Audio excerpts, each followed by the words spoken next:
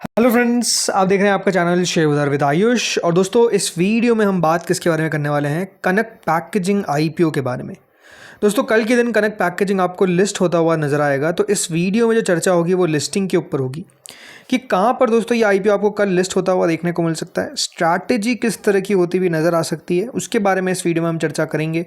तो वीडियो को दोस्तों आप लोग देखिएगा पूरा, लेकिन उससे पहले अभी तक अगर आपने चैनल को सब्सक्राइब नहीं किया और फर्स्ट टाइम विजिट किया तो ज़रूर चैनल को सब्सक्राइब आप लोग कर लीजिएगा। तो जैसे मैंने दोस्तों कहा, कल के दिन आपको कनक पैकेजिंग लिस्ट होता हुआ देखने को मिलेगा। सबसे पहले तो जिन लोगों को मिला उन सबको कॉन्ग्रेचुलेशंस, बिकॉज अपने आप में पहली बात तो आप ये समझिए अलॉटमेंट मिलना कोई आसान नहीं था। इस आईपीओ में मुश्किल था अलॉटमेंट मिलना, तो जिनको मिला उन सबको कॉन्ग्रेचुलेशंस। अब ये बात ध्यान रखिए, 10 रुपये की इसकी फेस वैल्यू है। जो आपको शेयर मिला है वो 170 रुपये का एक मिला है, 170 का एक शेयर मिलता हुआ नजर आए। टोटल 88 शेयर्स मिले। अगर आपने रिटेल कैटेगरी में लगा है, एचएनआई में मिला है आपको ज़्यादा शेयर्स बिल्कुल। देखिए, जब भी हम आईपीओ की लिस्टिंग की बात करते हैं तो फर्स्ट चीज़ जो देखते हैं वो देखते हैं कि आईपीओ किस प्रकार का था। तो देखिए, ये आईपीओ जो था वो fresh issue plus offer for sale दोनों था। 439 करोड़ का था, जिसमें मेजर जो पोर्शन था वो फ्रेश इशू का था, ना कि ऑफर फॉर सेल का। 380 करोड़ रुपीज़ कंपनी ने फ्रेश इशू जुटाए और 60 करोड़ रुपये ओएफए से जुटाए। अब ये बताने का इंपॉर्टेंस क्या है, राइट? एक बात समझिए कि जब भी कंपनी को फ्रेश इशू लेकर आना है, राइट, कंपनी को पैसा उठाना है मार्केट से फॉर खुद के यूटिलाइजेशन के लिए, मतलब कंपनी के खुद के, राइट, तो कंपनी हमेशा एक बात ध्यान रखिए, वैल्यूएशन को चेक में रखेगी। अदरवाइज अगर वैल्यू हाई रख दी तो फिर पैसा नहीं आएगा। तो वैल्यूएशन हमेशा फ्रेश इशू में दोस्तों आपको ज़्यादा बेहतर देखने को मिल सकती है। ऐसा नहीं कह रहा कि अगर ओएफएस आए तो वैल्यूएशन खराब ही होगी, नहीं, ओएफएस में भी अच्छी हो सकती है, बट हमेशा जो माना जाता है वो बात बताने वाली, ठीक है। दूसरी चीज़ हम देखते हैं दोस्तों, सब्सक्रिप्शन किस प्रकार का आया था आईपीओ को। तो जो दोस्तों इशू को सब्सक्रिप्शन मिला था वो अपने आप में एक बहुत इंपॉर्टेंट फैक्टर होता है, बिकॉज वो दिखाता है कि उस आईपीओ को लेकर डिमांड किस तरह की थी। 160 टाइम्स क्यूआईबी ने दोस्तों इस आईपीओ को भरा, विच मीन्स कि क्यूआईबी के द्वारा इस आईपीओ को 14,000 करोड़ रुपीज़ डाले गए। 14,000 करोड़ रुपीज़ याद रखिए क्यूआईबी ने इस आईपीओ में लगाए। अगर 14,000 करोड़ रुपये क्यूआईबी के द्वारा आपको आता हुआ देखने को मिल रहा है, दैट मीन्स कि नो डाउट क्यूआईबी को भी इसके अंदर कुछ ना कुछ तो दमकम लगा होगा, अदरवाइज क्यूआईबी इतना पैसा नहीं लगाते।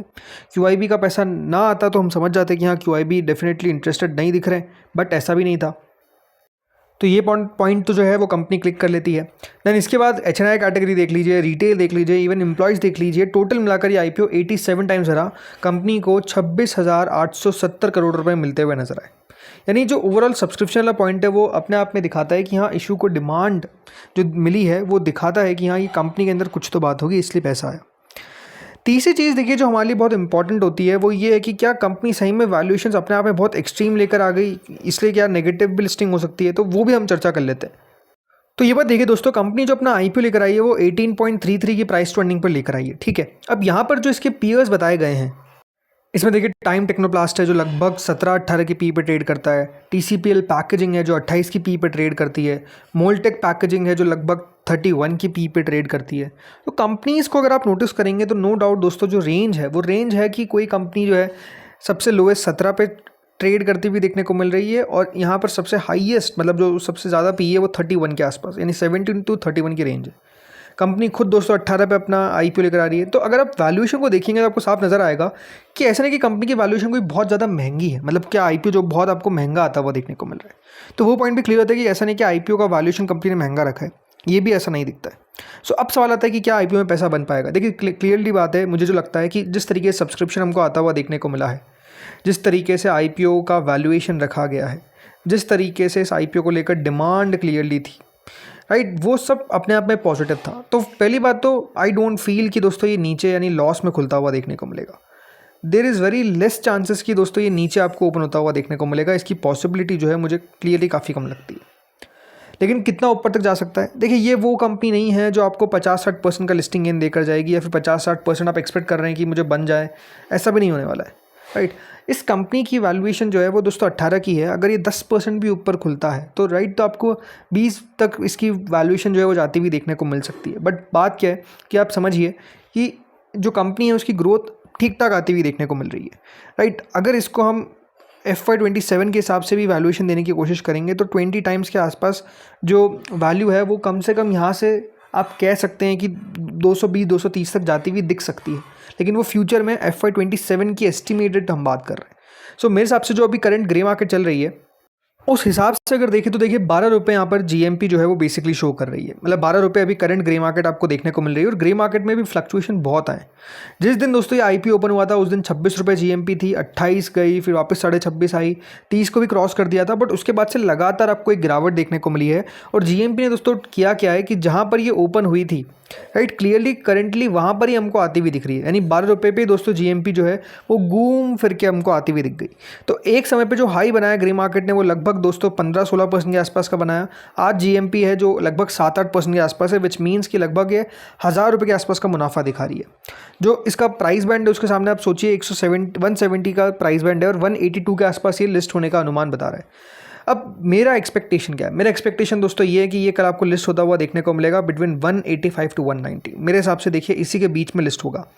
200 रुपये के ऊपर निकलना थोड़ा सा मुश्किल लगता है। 200 रुपये के अगर ऊपर निकल गया देन आप कह सकते हैं कि दोस्तों फिर ये 210 भी जा सकता है, 220 जा सकता है, 230 भी जा सकता है, कोई बड़ी बात नहीं है। क्योंकि वो एक क्रूशियल लेवल होगा जिसको ये क्रॉस कर पाएगा कि नहीं कर पाएगा ये कह पाना भी मुश्किल है। सिंपल सी बात है। सो 185 टू 190 का मतलब क्या है कि यहाँ पे करीबन 20 रुपये के आसपास से आपको लिस्ट होता हुआ देखने को मिलेगा। मतलब ये कि 10% तक का मैं मान के चल रहा हूँ कि गेन तो हमको होता हुआ देखने को मिलना चाहिए। उससे ऊपर में 12-13% तक जा सकता है मैक्स, उससे ऊपर जाने की अनुमान क्लियरली नहीं है। तो स्ट्रैटेजी क्या अपनानी चाहिए? देखिए स्ट्रैटेजी सिंपल सी बात ये है कि जहाँ भी लिस्ट हो वहाँ से आप 2% का स्टॉप लॉस लेके चले। मान लेते हैं कि दोस्तों 10% ऊपर लिस्ट हुआ तो 2% नीचे का स्टॉप लॉस ले लीजिएगा। 8% जैसे आपका दिख रहा हो प्रॉफिट फिर स्टॉप लॉस लगा दीजिए। तो होगा क्या दोस्तों, उससे आपका जो प्रॉफिट है वो एटलीस्ट आपको सेफ होता हुआ देखने को मिलेगा। अगर 5% हुआ तो 5% लेकर चलिए। बट हमारी जो एक्सपेक्टेशन है वो आपको ने बता दी कि 185 से 190 की है जहाँ पर ये लिस्ट होना चाहिए। बिकॉज आई थिंक सब्सक्रिप्शन को भी देखकर, वैल्यूएशन को भी देखकर आई डोंट फील कि देखिए बहुत दिक्कत आएगी। देन सवाल उठता है कि क्या लॉन्ग टर्म वाली कंपनी है? देखिए लॉन्ग टर्म, शॉर्ट टर्म, एक बात आपको समझना पड़ेगा कि आपने आईपीओ को लगाया किस बेसिस पे था वो आपको पता होना चाहिए। अगर आपका व्यू था कि मुझे लॉन्ग टर्म पे के लिए चाहिए कंपनी तो नो डाउट लिस्टिंग मैटर ही नहीं करती आप लोगों के लिए। क्यों मैटर नहीं करती? बिकॉज लॉन्ग टर्म में तो देखिए आपको समय देना पड़ेगा ना। भले कल 10% ऊपर लिस्ट हो जाए, बाद में अगर 10% नीचे चला गया तो, या आगे 20% ऊपर चले गया तो वो बात तभी होगी जब आप होल्ड कर पाएंगे। तो वो लॉन्ग टर्म वाली स्टोरी है। शॉर्ट टर्म में तो देखिए सिंपल सी बात है कि जिसने लगाया था प्रॉफिट के लिए तो वो अपना प्रॉफिट जैसा ने कहा बुक कर सकता है स्टॉप लॉस लगाकर। अगर आपको नो डाउट होल्ड करने की थोड़ी सी आदत है कि हाँ मैं होल्ड भी कर लेता हूँ थोड़ा बहुत लिस्टिंग के बाद, तो फिर वो इंपॉर्टेंट होता है कि स्टॉप लॉस आप लगाए ज़रूर। अगेन कोई आपको बाय सेल रिकमेंडेशन नहीं है कि आप इस पर बाय करें उस पर बाय करें, या आपको खुद के दिमाग से अपने फाइनेंशियल एडवाइजर से कंसल्ट करना है। बट जो मेरा व्यू है वो आपके साथ में शेयर कर रहा हूँ, ठीक है। बाकी इस कंपनी के बहुत देखिए पॉजिटिव है। मतलब जिस तरीके से लगातार दोस्तों जो पूरा ग्लोबल बूम चलता हुआ देखने को मिल रहा है इस पेट फूड इंडस्ट्री के अंदर, राइट, उसका कंपनी को डायरेक्ट बेनिफिट मिल रहा है। डायरेक्ट बेनिफिशियरी है क्योंकि जो चाइनीज़ वेंडर से शिफ्ट होता हुआ देखने को मिल रहा है बिजनेस, तो इसको और फ़ायदा है। क्लाइंट्स भी देखिए मेजरली स्टिक रहते हैं। मतलब ऐसा नहीं है कि क्लाइंट्स जो है वो आपको हटते हुए देखने को मिल जाते हैं। तो ये अपने आप में एक और पॉजिटिव बात है। इनकी पूरी क्लाइंट लिस्ट अगर आप ढूंढने जाएंगे तो अपने आप में काफ़ी अच्छे नाम आपको देखने को मिल जाते हैं।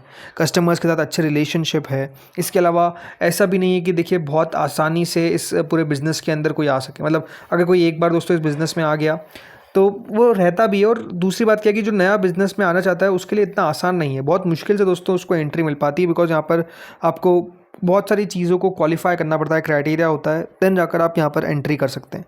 दिक्कत क्या है? दिक्कत ये है कि दोस्तों टैरिफ और आरएम कॉस्ट हमेशा वॉलेटाइल रहेगी। जो इनका क्लाइंट और पूरा जोग्राफी कंसंट्रेशन है ये नो डाउट यूएस पर इम्पैक्ट, मतलब यूएस से है तो इम्पैक्ट कभी भी डाल सकता है। और लो वैल्यू एडिशन प्रोडक्ट से भी कंपटीशन जो है वो नो डाउट मिलता रहता है। सो आई डोंट फील कि जैसे मैंने कहा यहाँ पर कि नेगेटिव लिस्टिंग होने की पॉसिबिलिटी है। बाकी आप लोग बताइए कमेंट सेक्शन में आप लोगों को लगता क्या है। ये मुझे लगता है कि देखिए मेरा व्यू है एंड एक्सपेक्टेशन है। सो लेट्स सी कल के दिन होता क्या है। बाकी इस वीडियो में इतना ही था। होपफुली वीडियो आपको बढ़िया लगा होगा। अच्छा लगा तो लाइक कर देना, चैनल से पहली बार जुड़े सब्सक्राइब कर देना। Thank you friends watching this video.